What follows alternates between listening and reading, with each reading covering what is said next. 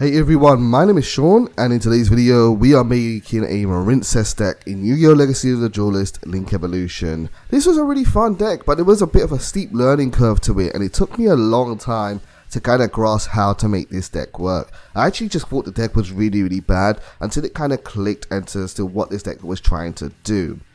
There's two main things you want to consider when building a Marincess deck yourself. One, what the purpose of the deck is, and two, how to use the remaining slots in your deck wisely. What I mean by this is the main purpose of the deck is to make a boss monster a lot like Apocalyptic Towers, a Blue Eyes Chaos Max, or an Ultimate Falcon, where you are making a Marincess boss monster that cannot be affected by your opponent's card's effect, and that is enabled by the use of your field spell, Marincess Battle Ocean. This can work really well, and it's very easy to summon out these cards because a lot of your cards do one card combos, and it's very easy to use your link monsters to link climb into it. Because of the way this deck works, it actually reminds me a lot of the way Zodiac works. If you know what Zodiac was like back in its heyday, or even in modern times of Yu-Gi-Oh!, you might know that it's an Xyz deck where you can summon any Zodiac monster to the field, make an Xyz monster, and usually end on a boss monster like in what was that card? Link Monster? There was a card that was a Link Monster that was Link free. It was, let me just find it, Megaclops? Not Megaclops, Megaclops. Infinitrack Fortress Megaclops. Or you could do a newer card, which is in the game at the moment, but not in Yu-Gi-Oh! Legacy of the Duelist, called Zeus. I can't remember Zeus's whole name, but if you know what Zeus is, you know exactly what I'm talking about. And it's just like a boss monster you have on the field to interrupt your opponent's turn and just be a nuisance to your opponent. And that is kind of like what Marincess is trying to do. It's like a link-based version of Zodiac, but with a little less interaction. Now, while your deck is very good at building that kind of boss monster, what it's not good with this deck is that it doesn't have a lot of utility. It's got very little in the way of removal effects, defensive effects, negates, just things that you need to survive and make a deck work in modern day Yu-Gi-Oh! But I kind of figured out how to do it, and it is again like playing a Zodiac deck where you want to use generic cards in your deck as much as you physically can to make up the rest of your main deck in order to kind of simplify the game state so you can take advantage of your one card combos. Let's go into a bit more detail and explain how this deck works. So your deck's key card is Marincess Seahorse. You want to see this card every single duel. So we play a lot of cards that are dedicated to getting this card out. How Marincess Seahorse works, or why it's so important, is if you normal summon Seahorse, you can then use it to make Blue Slug. Blue Slug will then get it back from the graveyard and add it to your hand, and then you can special summon her to Marincess Blue Slug's zone that she is pointing to. With two cards in the field, you can then use your Seahorse and get rid of it to then summon out Sea Angel, and then Sea Angel will get the first part of your endgame board, which is Marincess Battle Ocean. With your two cards here, you can then use them both to summon out Marincess Coral Anemone, and Anemone will then, when it hits the field, can then use its effect to target one water monster in your graveyard and summon it back, so you can bring back your Blue Slug or your Sea Angel, probably your Sea Angel because of its zone, to the field, and now you've got a Link 2 and a Link 1 to go and make your boss monster, your Link 3 Marbled Rock. And so that is the first basic combo. Now, if you take that same combo, but you add an extender to it, you'll be able to not only make the Link 4 version, Marincess Wonder Heart, but then also along the way make Marincess Crystal Heart. And if you can link summon your Wonder Heart using Crystal Heart on the field, you can then get the full effect from Battle Ocean, which says monsters in the extra monster zone that were link summoned using Marincess Crystal Heart as material are unaffected by your opponent's card effects.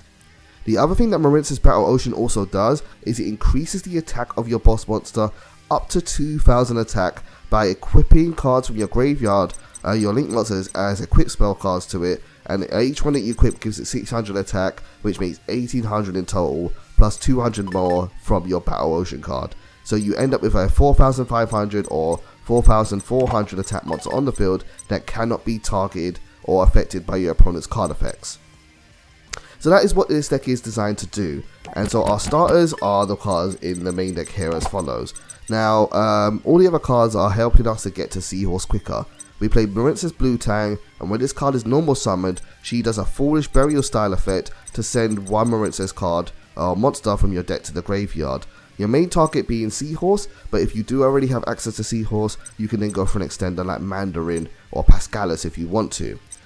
Blue Tang has an extender based effect, and if she is used for your Link summon, say to summon out Sea Angel or your Marincess Blue Slug, you get to excavate the top 3 cards of your deck, like a Pot of Duality based effect or Salamangreat Foxy, and then add one of the cards with Marincess in its name from your deck to your hand. So she's a really good starter. Other than that, we have Silent Mining because we're playing Cyber's monsters, Foolish Burial, and Free Pot of Desires because you really want to see your starter cards. So we need to have 14 starters, and I'm going to go with 13 because there's not a 14th card that I thought was really good for this deck. So we're a little bit less than 90% chance of opening one of these cards in our open hand, which is what I really like to go for when doing starters, and especially for a combo deck. But it's fine, it works nonetheless. You're just a little bit under. I think you're like 86% chance. Extenders for the deck, we only have 8 cards here as well. You would ideally go for 14 to 12, but we don't need too many extenders. We do want to save a lot of space in our because we have so many extenders in our extra deck. You kind of want to use your main deck to do all the other utility. So you can't play Nightmare Phoenix to destroy spells or traps. You can't play Unicorn. You can't do OTKs with Boros Sword. So you kind of want to let the majority of your main deck help you enable those plays rather than rely on your extra deck to give you that utility. So having only 8 extenders is going to work and make sense for this deck. The extenders are 2 copies of Mandarin and 2 copies of Pascalis. Mandarin summons herself to the field when you have 2 Marincess monsters in the field. So if you do Seahorse into Blue Slug and then revive it and then summon it again, and then you make your Seahorse into your Sea Angel, you can then target Sea Angel and summon your Marincess Mandarin to a zone a Marincess card points to, and that will help you get to your Link 4 a little bit easier. Pascalis is a summon from your hand card. So if you have this in your hand and one of your starters, you normal summon her first and then special summon the other card, and then you just use her later on as an extender and a free body to get to your Crystal Heart and your Wonder Heart a little bit easier. We're playing 3 copies of Instant Fusion as well in this deck. Because all of your main level Link 1 cards, I'll put this in form of level and rank, because these cards require 1 level 4 or lower Marincess monster, you can't use Instant Fusion as a starter in this deck, but you can use it as an extender to make your higher level cards, because they just require any water monster in the field, so that's why Instant Fusion is here. Our targets for Instant Fusion are 1 copy of Rare Fish. We play this card because Rare Fish can be revived using Anemone's effect because it targets a monster in your graveyard with 1500 or less attack, but you don't have to use it that way if you don't want to. Another card you can go for is Mud Dragon. By summoning Mud Dragon to the field, it will stop your card from being targeted, so it's a bit of protection from cards like Veiler, I think maybe even Ghost Ogre targets, Infinite Impermanence, and other similar targeted based effects. While this card's on the field, your cards cannot be targeted by effects like that, so it's really good protection for your card. And alternatively, another card that works as protection is Millennium Eyes Restrict. You only go for MER if you have a starter and an extender already to your hand, then you can safely go for MER, and then this card will protect you from hand traps because you are playing a combo deck and you really don't want to be interrupted during the middle of your combo. Final extender we're playing is Monster Reborn. It's one of the best cards in the game. I play it pretty much in every single deck I play nowadays. The final cards we add to the deck are 2 copies of Battle Ocean. Battle Ocean is searchable by Sea Angel, and you need this card on the field before you summon out your boss monster to get its full effect and get to the ability to equip cards to your boss monster, so you want to see this card. And I've built the extra deck in a way where we could do the combo at least twice without having to worry about recycling our cards. It is possible to run a few of these cards and just do it once, but I wanted to be able to do it at least twice because this isn't an OTK. It gives you a boss monster, but you're going to need at least a turn to be able to defeat your opponent. So I wanted to play 2 copies of this card so that we don't have to worry about protecting it too much. We can always just search out another copy. So, the Marincess deck takes about 23 cards in your main deck. This leaves for you 17 slots to put in as any good card you want to put in this deck. And there's a lot of powerful cards that will help your deck run a lot better. I strongly recommend playing Call by the Grave. You are playing a combo deck, and so this will protect you from hand traps. It's really good. I also strongly recommend having some kind of back back row removal, because your deck likes to go second, so you don't want to get hit by, say, a solemn strike or any kind of like back row kind of trap card that will really ruin your day. So having some kind of removal as well be done, and that leaves you with 11 more slots to fill in with whatever powerful cards you have.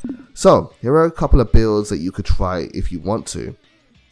The build I strongly recommend is doing a hand trap version of the build. We have our 6 cards that we just described, but I'm also playing 3 copies of Veiler, double Ash, 3 copies of Ghost Ogre. Ghost Ogre is really good right now, by the way. I think this card is one of the best hand traps in the game. There's a lot of decks that people are playing, and I always find that Ghost Ogre has a use in every single duel. It is not quite as good as Ash Blossom, and maybe not quite as good as Veiler, because Veiler is not once per turn, but Ghost Ogre can hit back row cards, and a lot of people are playing cards like Eternal Soul and other kind of face-up cards that activate when they're on the field, and Ghost Ogre can just pop them for you. We also play 3 infinite impermanents, so we have 11 hand traps as well as protection from our opponent's back row and graveyard cards. So it's I like to play this version of the deck the most. What's also relevant to point out with this deck is part of your end game combo involves equipping 3 of your elite monsters to your boss monster. So you want to have space in your spell and trap zone to be able to do that as well. So just keep that in mind. But but you can still work with it and make it work. And in case you want to do that, you could try a go first build like this, where you're playing more hand traps. We still got the free call by the grave. Not more hand traps, more normal traps. You're still playing 3 Call by the Grave, but then we're playing 6 Paleozoic cards. We're playing 3 Dynamiscus to banish any face-up card in the field, and you can then dump one of your water monsters to revive it later on. Mandarin works from the graveyard. Seahorse can be recovered. As long as you normal summon 1 card and get go into Blue Slug, you can get back any card you dump, so the discard for the Dynamiscus isn't too bad. Then we play 3 copies of Olenoids. This is your spell and trap removal, and obviously because these are Paleozoic cards, anytime these cards are in the graveyard and you activate and resolve a trap card, you can then summon them to the field, so they give you an extender, so it's a good option in that way. And then like I said, we want to your key cards are your boss monster and your field spell, but there are ways to get rid of your card. So having cards like Solemn Judgment and Solemn Strike can keep your board alive a little bit longer. And then we've got copies of Torrential Tribute as well. The only thing this doesn't protect you from though is like kaijus. And yeah, there's not a lot of things that can protect you from kaijus. It's not worth running Mask or Restrict, so it is what it is. But this deck isn't really built for going first. You can put a boss monster on the board, but you want to use that boss monster if that makes any sense. So ideally you want to go second. And if you don't want to play hand traps, but you want to do go second build, you could do something like this one here, where we're playing triple Nibiru, still playing Call by the Grave, but you got triple Nibiru, 3 Dark Rune no more, 3 Lightning Storm, 3 Evening Match, double Twin Twisters, or you could take them out and play Pancratops or something. With this many board breaking cards in the deck, there's pretty much going to be no deck that can not be broken by your board, because you're going to have so many ways to break your opponent's board. You could even play a Mystic Mine if you wanted to, like take out the 2 Twin Twisters, play 1 Pancratops on 1 Mystic Mine, and then when you're ready, swap out Mystic Mine for Battle Ocean. So going second can definitely work. And because you're not trying to OTK, doing things like Dark Rune no more doesn't really hurt you, because even though you can't do damage to your opponent, the fact that you've broken their board and reduced their resources down so low is going to be more beneficial to you, because then you have full control of the game. So I'm going to go through a duel now. I'm going to show you what it's like. We're going to be using this deck here, and so let's go into our videos and have a look at what Marincess can do in action. So like I said, Marincess prefer to go second, and so we are going to be playing against Dakota Rocks here, and we are going to be going second. And we have our opening hand here. We have 4 forms of interaction and 1 starter card. That's kind of perfect. It's obviously you would like to have an extender as well, but still having 1 starter will really work. What we could do here is use our interactions, play through our opponent's cards as much as we can, and then when we're ready and the field is nice and clear, we can go for our Signet Mining, get a starter, and then we can kind of play the game. So our opponent here is playing Super Heavy Samurai, and Super Heavy Samurai is a kind of a deck which it doesn't use spell and trap cards, so it doesn't really play too many extenders, and so they're very reliant on things like their normal summon. So I thought, let me negate them with infinite impermanence, and that seemed to work for me because now he had to pass turn. So, and we drew into instant fusion. This is why my math is so on point, because I know my numbers, I know my ratios. And so we have Cyanic Mining here, and I'm really not worried about his hand, because he might have some hand traps, but we have Called by the Grave, but he hasn't got like infinite impermanence or anything, so I'm not too worried. So we use Cyanic Mining, ditch Ghost Ogre, because I don't think Ghost Ogre is going to be too useful in this particular matchup, and we go and get Marincess Blue Tang. And so Blue Tang is now going to activate her effect, and she is going to be able to send one Marincess card from our deck into the graveyard. And so we go and send Marincess Sea Horse. I do get confused between these cards sometimes, because there's a little bit of overlap, because with the Sea Angel and Sea Horse and Blue Tang and Blue Slug. So yeah, it is what it is. I do get mixed up a little bit. So we use Blue Tang, and we're going to recover our Seahorse because it's going to work as an extender, and Blue Tang is now going to activate as well. And then we're going to be able to look at the top 3 cards on our deck and pick any Marincess card and add it from our deck to our hand. Now, I didn't talk about the other Marincess cards. Most Marincess deck profiles that I saw online do like to use Marincess Wave. I started using Marincess Wave, and then I decided after this game, no, we're not going to play this card. And the reason why is I've kind of thought about what is the purpose of having a card like Marincess Wave in this deck. Marincess Wave is a card that when you have a Marincess Link monster in the field, you can negate one monster your opponent controls. And if you have a Link 2 or higher Marincess card on the field, you can make it so that all your monsters are unaffected by your opponent's card effects until the end of the turn. And if you have a Link 3 or higher card on the field, you can activate this card from your hand. So it kind of works like a pseudo impermanence, but also protects your board.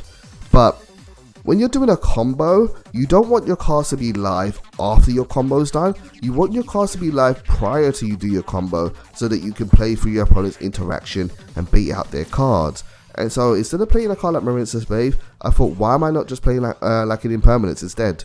And I am playing impermanence in this deck, so I think I took it out for Veiler instead. But if you want to play Marincess Wave or any of the other Marincess cards, you can do so, but personally I don't think they're worth doing so, because you are playing a combo deck. Now, to explain what's happened here, we used our 2 Marincess monsters to make Anemone, and then we revived one of our cards, and now we're going to go and use our extender Instant Fusion to go and grab Rare Fish. Rare Fish is going to hit the field, and so if we summon out Anemone later on, we can revive Rare Fish using our Anemone's effect, although we don't have to. It's definitely not required. And now we're going to use our Link 1 and our Rare Fish to go and make out our Crystal Heart. Crystal Heart's an interesting card. When it's in the extra monster zone, it is unaffected by card effects, and it has some protection for your cards, but you don't really want to use it that way. It kind of reminds me in a way of Hieratic Seal of the Heavenly Spears, but it's definitely not as good. So we're using our 2 Link 2s on the field with our field spell activated, and now we're going to go and make Wonder Heart. So Wonder Heart is going to hit the field, and Wonder Heart is going to then get 3 cards from our graveyard, but also Anemone is also going to trigger, because she has an effect that it works when she is used as a Link summon, just kind of like Blue Tang does as well. So when Anemone goes to the graveyard, we can take one of our cards back from our graveyard and add it to our hand. So that is what we're going to get back our Blue Tang, because it's a really good starter, and we can use it to send more copies of Seahorse to the graveyard if we have to do this combo again. And then when you are doing this, you're going to equip cards from your graveyard to your boss monster, and if every card you equip, that boss monster gets an extra 600 attack plus 200 for the field spell, so it'll come up with 2000 extra attack.